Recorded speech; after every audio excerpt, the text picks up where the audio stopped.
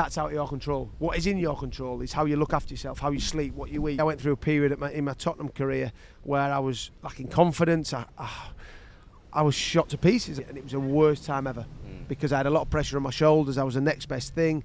I'd been talked about going to certain clubs.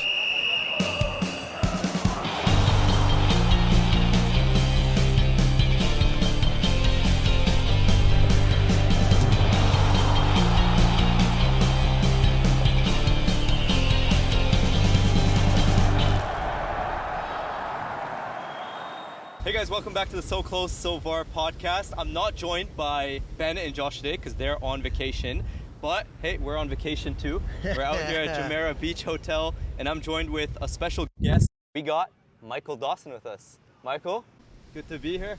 How's it going? It's always good to be in Dubai. Yeah, just look at the background, right? I mean, I love this place. I've been coming for it must be 15 years now. 15 years. Maybe more. Yeah. Incredible place. I'm now well retired from playing. Yeah. Doing a different kind of thing, and I'm over here with Football Escapes. So now I give the next generation a little bit of fun, give the parents a couple of hours to relax while we run around and play some football. Yeah, we were talking about this. It's the perfect setup. You come out here, you do the Football Escapes, making the impact for the kids, but then you also have the family vacation in a place like this. Yeah. I mean, it works great. Great for Sam, and as I said, Football Escapes. They get the players in, and we come and coach. We have some fun for a couple of hours. We've got the parents' game tonight, so that should be fun. I mean, there's no better place to come and do Parents' it. game, is that all the parents coming in to play? They come and have a game. Those get competitive sometimes. Yeah, probably they've got a couple of hours parent who sometimes to see how that goes. But it works great. As I say, I love Dubai. I love everything about it.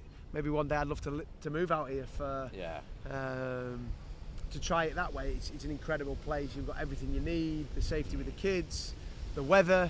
And just everyone's so friendly, and we get so well looked after. Yeah, we'll have to make you make the move soon. We'll make you make the move soon to Dubai. But today's exciting. So you've had an amazing career. Tottenham, Forest, played in the Prem for like multiple years. So we're going to tap into that. But I want to start by going way back and talking about the youth, like how you grew up. So give the viewers a little bit of a recap. Where did you grow up, and how did you get into football? I grew up in Yorkshire, north. Probably about 4.5 hours away from London, in between Newcastle and Leeds, which is a great place for me growing up as a kid. Grassroots football. I had two older brothers that we just loved playing. Honestly, if we had the opportunity to come to a place like this and have coaching, that didn't happen. We just played on the streets, and I always wanted to be like my brother, who's 5 years older than me. We all went through the academy route of playing for Nottingham Forest. Okay. So that was a long time ago, but I signed at the age of 14. Signed for them. I was going down on the train every weekend on a Friday night, 3 hours after school, training Saturday morning, playing Sunday, and then train home on a Sunday night, which was hard. It was some dedication, but it was all I dreamed of, being a professional footballer. Thankfully for me, that dream came true. Unfortunately for a lot of players that did the same sacrifice, it didn't happen. So football can be a cruel game. But I only remember it as good times. Okay, so going back to 14, I just want to zoom in on that time, especially like with you making the 2-3 hour, you said train ride all the way to Nottingham, just to be able to train with that team, right? Yeah. At the age of 14, that's a lot of dedication, a lot of sacrifice. What was that like leaving home and having to make that trip out there? Yeah, it was hard, obviously, because your friends, you get into that age, you get probably a little bit of attitude, thinking I can go out. You probably think you're older than you really are as a young 14-year-old. But I made friends in the game. I got on the train at Darlington, went to York, and there was probably 3 or 4 lads who got on the train then. We made a long three-hour trip. Lads were coming from London to Nottingham. But we made relationships. We had good friends. And then thankfully for me, I was fortunate to get a contract at 16, and that's when I left home. Some of my friends didn't. Yeah. So then they go around trying to get a club elsewhere, and it didn't happen for them. So they go out the game and then unfortunately leave school and have to go and get a job. So at 16 you got the contract, you made the whole move over. Yeah, I left home at 16, did my GCSEs in Yorkshire. I remember July, I left home, started pre-season, and I just went from strength to strength. As a player, I came more physically strong. Football was all I'd ever dreamed of being as a young kid, and thankfully I was fulfilling that. And I wouldn't say it was sacrifices, because I had a desire and a hunger to get better day in, day out. And thankfully I did that, and within 2 years my game just went from strength to strength. Because I could fully focus on that. The school years were hard because you kind of do education as well as travel. I struggled, but from 16 to 18, I just went. And then in 18, as a young 18-year-old, I was playing in men's football. I was in the first team in the championship, which is an incredible achievement, and something I could only have dreamt of. What do you think it was going from like 13, so even before 14, and you had the opportunity to play at that high level, to then at 18 you're playing first league football in the championship, which is an incredibly high level. Obviously, like, making it to that professional level at that level, it takes a lot. But for you personally, like, if there's a couple of things, because we have a lot of youth players listening, a lot of parents who got kids listening in, what would you say are a couple things that kids should really be focused on during those ages to be able to make that climb up to the pro level? One thing, and now I've retired and I do a lot of media work, I do a lot of speaking to people. I wasn't the best player, let me tell you, at 14. I wasn't the best player at 16. There was players far superior to me, but what I listened, I was humble, and I always wanted to get better. And thankfully I do that, and now I do some coaching. You take to people, and you see the ones that want to improve and don't think they've made it at 16, because an awful lot of players got the game. Like I said, players who were better than me, but then the tables turned. I was then becoming a better player than what maybe probably people expected, and I overtook them. So I think it's about commitment, dedication, listening, and trying to be the best that you can be of yourself.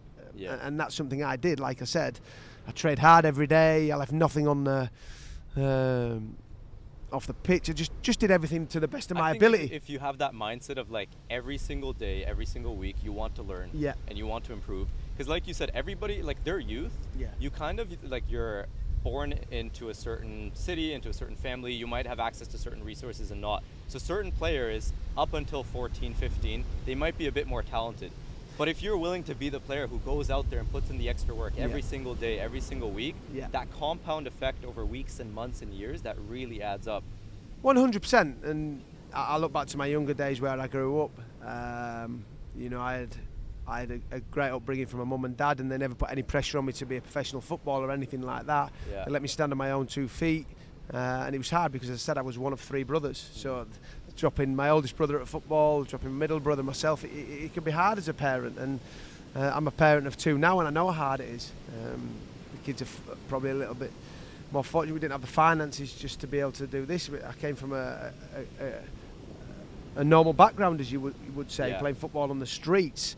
But it probably stood me in good stead to work even harder to get to where I wanted to get to. And as I say, thankfully for me, that happened. My middle brother went out the game at 23. The hard work you're talking about, is that like you going out and doing individual training sessions on your own? Is it just the persistence? I mean, look, my mum and dad weren't pushy, and my middle brother went out the game, but I would be one that would go for a run. My middle brother in the off-season probably didn't want to go for a run.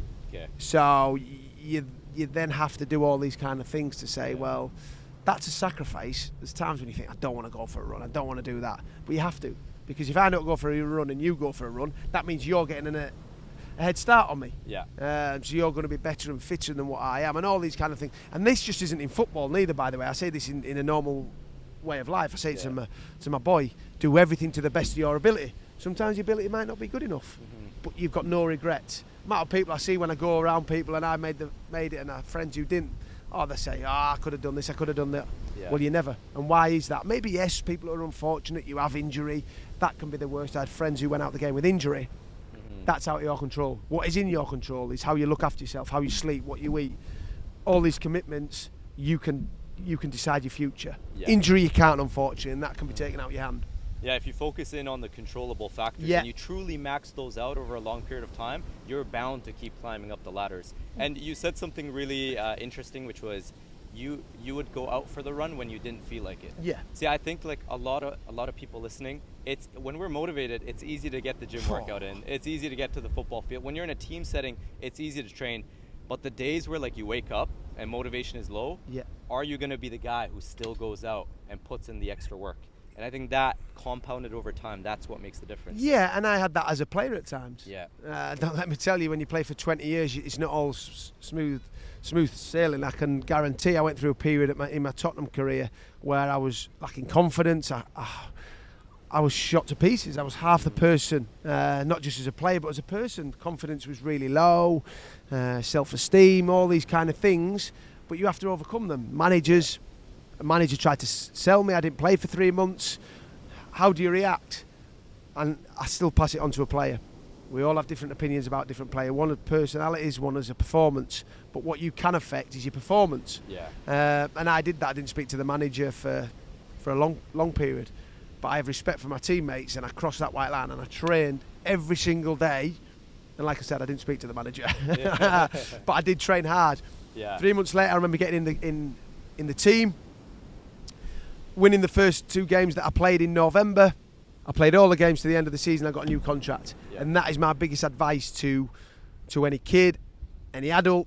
You can change perception of people, and you change opinions. Because the manager came in the summer and obviously had an opinion about me. Yeah. It wasn't great. He didn't put me in the team, but I changed that, and then we came to have a good relationship. So that was a big key factor in my career and then in life, to always give everything, regardless when things aren't going quite right. Yeah. So I want to zoom in on the confidence thing, because I know a lot of people could really help for that, get help from that. But just to quickly zoom out on your playing career again. So you said 18, you're at Forest. Yeah. And then you have a couple years there, and then the yeah. transition to Tottenham happened? Yeah, I had 3 years in the first team from 18 to 21, and I had to overcome a double hernia in that time, glandular fever in that time. And my first year in the first team at Forest was probably my best year, 18 to 19. Okay. And then I had two years where I struggled, as I said, with glandular fever, double hernia, stress fracture in my shin. So that first year you're playing like week in, week out. Honestly, lots it was of unbelievable. playing time, yeah. I'd gone from no one probably knowing me Yeah. to everyone in the city knowing me everywhere I went. When the papers talking about me, I was going here, there, and everywhere. I'd got into How does that feel, by the way? Like that transition. So like quick. Everybody gets to know you now. Yeah. You're kind of living the high life. I was always one of them humble people. Don't get me wrong, it's nice when things are going right. Yeah. You're going in the city, you're going shopping, and everyone's saying, "Oh, it's Michael. How are you?" And you're doing so well. As a team, we were flying. We got into the playoffs, and then the next 2 years, I really struggled. And then, why are you injured? Why are you not playing well as a team? And you're like, it soon changes. Yeah. So in that moment, like mentally, going from like you have a season where you're killing it, like you're on the top of your game, right? I guess people's expectations of you are at an all-time high too. Yeah. But then all of a sudden, now year 2 and year 3, it's not going as well. Mentally, like what's going through your mind, and how do you overcome that? Well, mine was a lot was 'Cause you're still young too, physical, right? Like yeah, 19, 20. everything. It was this, and I never had any injuries really till then. So you think, I had friends who were injured at 16. I played every game at 16, 17, 18. And even when I was in the first team, I played 30 odd games after getting into that team. And then I broke down the next season, so I went through 2 or 3, and it was the worst time ever. Because I had a lot of pressure on my shoulders. I was the next best thing. I'd been talked about going to certain clubs. And then I was thinking, look, am I ever going to get back to where I was in that first year? Was I ever going to get my dream move to a Premier League club? But thankfully, at 21, Spurs took the gamble, as you could say. And it worked on both parties, that's for sure. How did that move come about, the Spurs? I mean, well, like I said, there was a lot of teams in for me looking, but people after the first year would then go, oh, he's had injuries, he's had illnesses. What we sign in, you're 21, it cost a few quid. I think they signed myself and Andy Reid for £8 million at the time in 2005, which is a lot of money to a championship team. So teams probably were thinking, don't take the risk, and Spurs thankfully did, because they bought me and Reedy, and I went on to play 324 times for an amazing football club, winning Carabao Cup in 2008, getting in the Champions League, playing for England. I fulfilled my dreams. Thankfully that Spurs took the gamble on me, because I was in the Premier League, and unfortunately that wouldn't have happened with Forest, a team that I started at 14. You said 324 games. Okay, so obviously that's like years and years and years, and I'm sure there were many amazing moments and difficult moments too, like you mentioned. Yeah. I want to get to like the difficult moments, but before that, if you just had to recap like your time at Spurs, the best moments, maybe the best game, the best season. Yeah, I mean, some highlights. We got to the Champions League in 2010. That was incredible.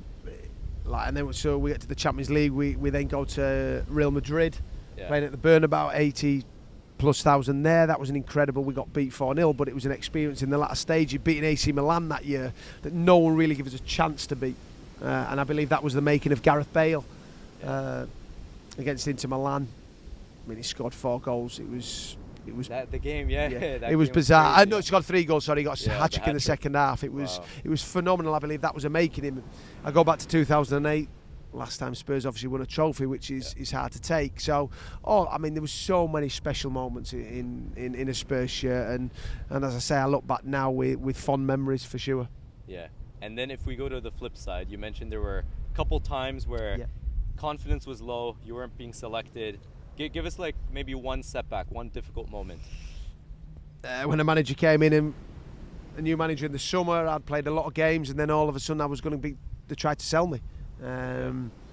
You know, and how quickly is that, by the way? Is that a matter of weeks? Like, no, I mean, look, transitions? a club came in and offered £10 million for me, which was big money, and you know, it just wasn't the right time for me to leave. I think it was 26 or 27. I just believed I had more to give to the club, and I didn't agree with the manager who was playing. And thankfully, like I said, I turned him round, but for 3 months it was very, very hard.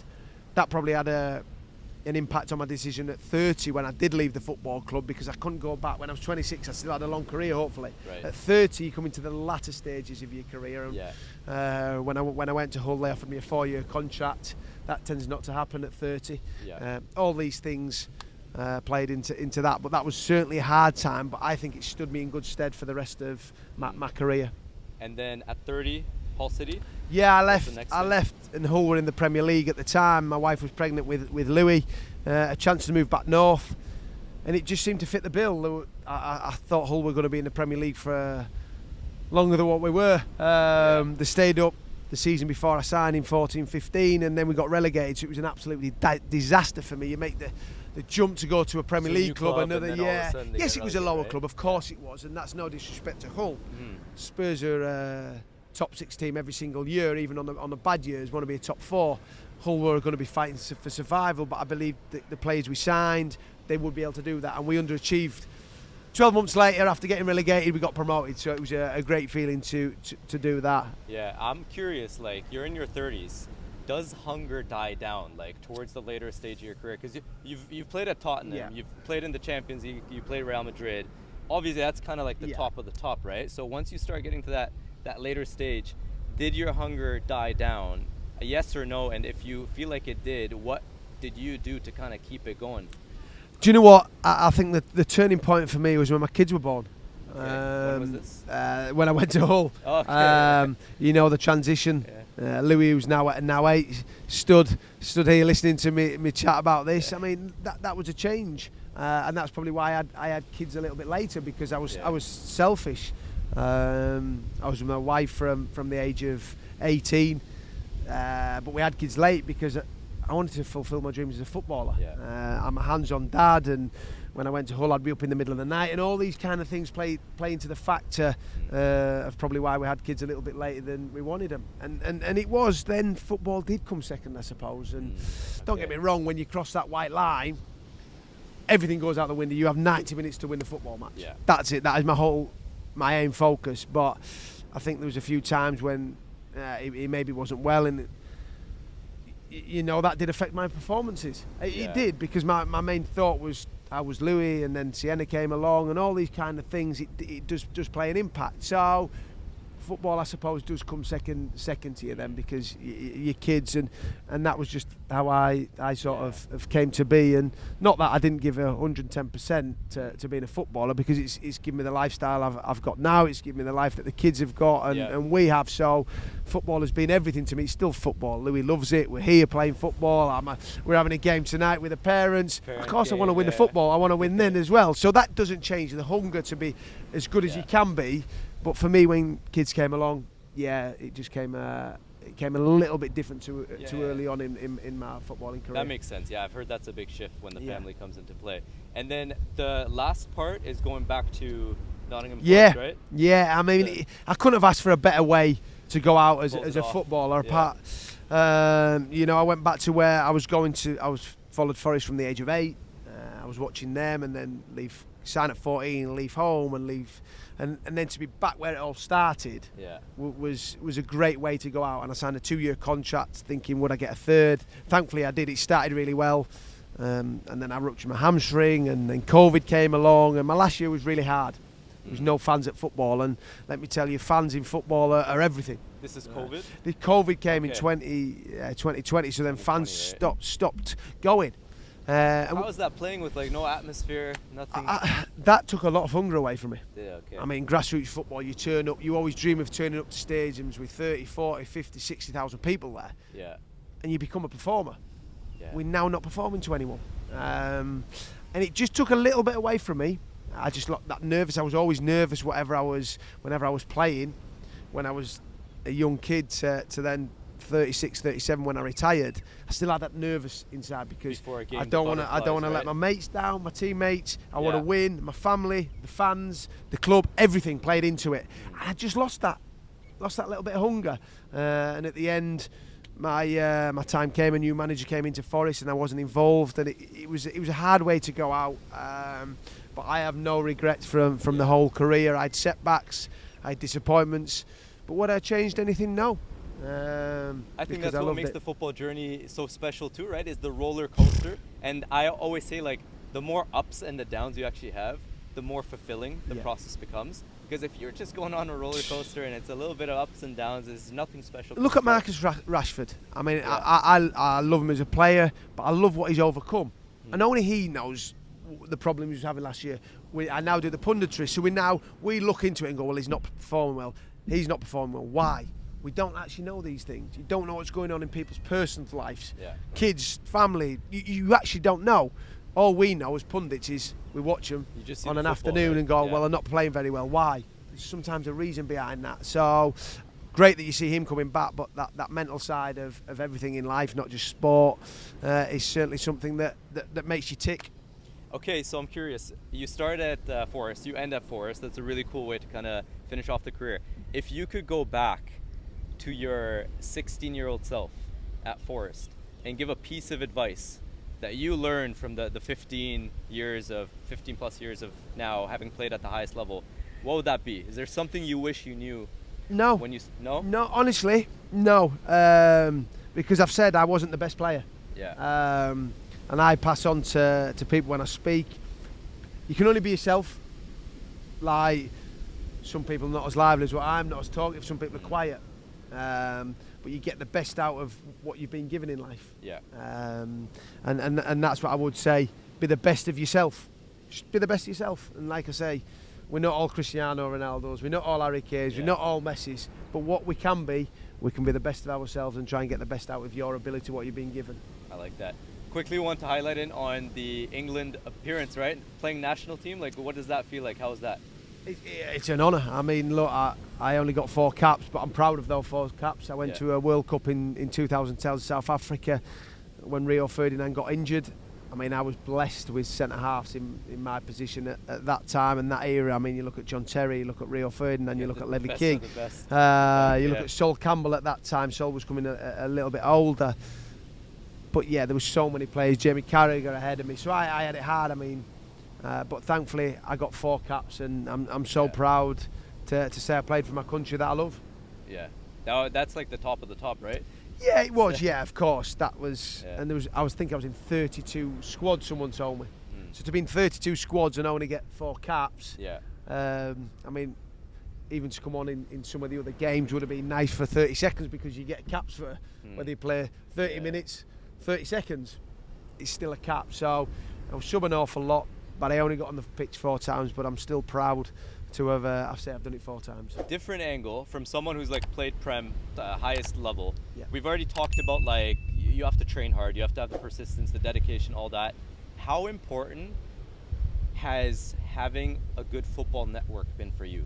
Connecting, getting opportunities for yourself throughout your career? Because I think there's a lot of youth players listening to this and Yeah. parents listening in too, where they focus a lot on the training and the development, but there's a whole nother side to football that you're maybe not aware of it until you actually get into it. So how was that for you, having a football network and having those connections? Yeah, I mean, look, playing grassroots football, we got spotted for our local team and went to Nottingham. And then once you're in a football club, it's down to yourself now to go and perform. Yeah. If they say be on time, if they say to be there at 10:30, I was always there at 10:20.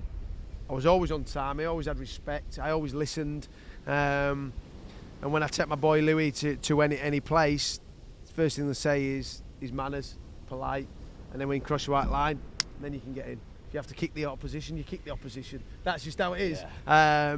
But off the pitch, you just be the best you can, and it's hard because every parent's dream of having a professional footballer, and sometimes as a parent you can't live in your dream and missing out. Let the kids be happy. Let them go and play. Yeah. Let them decide what they want to do, because otherwise they'll get to 13, 14, 15 when they have their own attitude, they have their own personalities, their own opinions, what they want to do. You may then be disappointed because maybe they don't love football as much as I loved it, or because my mum and dad were fantastic and let me live my dreams and go on and do that. Yeah. Okay, this was good, Michael. So much more we can talk about, but we'll close it off here. I want you to highlight Football Escapes. If you had to give a quick 20, 30 seconds, what is it and how can someone get involved? Well, I mean, look, Sam at Football Escapes, who runs it, go online, book your holidays with him, everything, it's all. But what we do is we want to have fun. And they have a lot of ex-players that come. Bobby Zamora's here next week with Billy Wingrove. I mean, look, we come and we have fun with them. I've said football is about fun, but we try and get a few points across. We do different activities. But your parents bring them over here, and I said about Dubai, but they do it all around the world. This is honestly some of the places. Is that it you get all to over? go. Like you guys are global with the camps? All over. Okay. Maldives, Icos. I So mean, wherever someone wants to take a vacation, you guys have a spot. I mean, Sam and the guys. I think there's Sam, Rio, Bobby. They're all in. They own and Mark Noble. They own the company. It's great for them. I mean, we've got 60, 70 kids on the course this week from different ages, from probably 4, 5, 6 to 14, 15. And we have different groups going round. And as I say, we do some coaching, of course we do. We're trying to get points across. We're trying to improve the kids. Yeah. But at different levels of age, the younger ones, it's hard to get the points across. They have fun. But as soon as I've been invited to come over and do this, I don't just enjoy the football, I enjoy my holiday. And Louis, do you enjoy it? Yeah. And that's my boy, he stood there listening to me chat, and he loves it. Do you have fun? Yeah, of course he does. That's the most important part, right? You have the fun. Football's all about fun, but then you also have those learning points you integrate. Of course. And then icing on the top, boom. Birds in the background, you got Jumeirah Beach Hotel. One day someone might get me to move to Dubai. If you're out there, bring me to Dubai. Hey Louis, should we come? Hey, if Louis says yes, we got to make it happen. We've got to make it happen. Amazing. Michael, thank you so much. Hey, thank you very much. It's great having you on. Thank you.